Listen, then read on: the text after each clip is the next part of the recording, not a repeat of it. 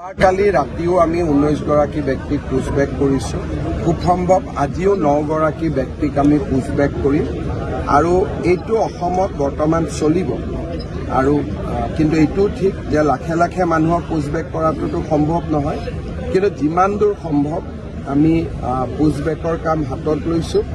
NRCত নাম থাকক বা নাথাকক, যদি আমি বুজি পাওঁ যে তেখেত বিদেশী, আমি তেওঁলোকক পুছবেক কৰিম। এইটোৱে বৰ্তমান চৰকাৰৰ নীতি।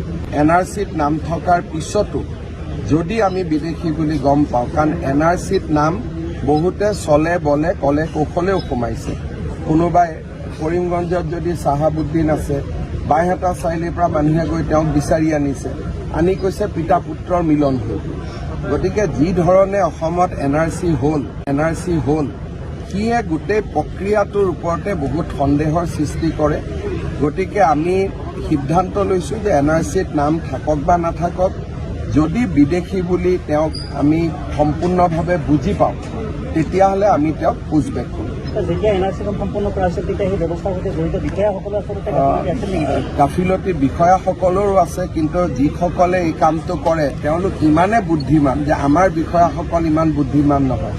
নতুন দিল্লীৰ পৰা হৰ্ষ মণ্ডৰ বুলি এজন বিশেষ ব্যক্তি আহি অসমত 2টা বছৰ কেম্প কৰি লৈছিল। বহুকেইজন ডেকা যুৱকক আমেৰিকা আৰু ইংলেণ্ডত পঢ়ুৱাই লৈ আহিছিল অকল NRCখনত কেনেকৈ NRCখন বেয়া কৰিব পাৰি। এই ধৰণৰ ষড়যন্ত্ৰবিলাক আমি সেই সময়ত গম পোৱা নাছিলোঁ, আমিতো সাধাৰণভাৱে লৈছিলোঁ।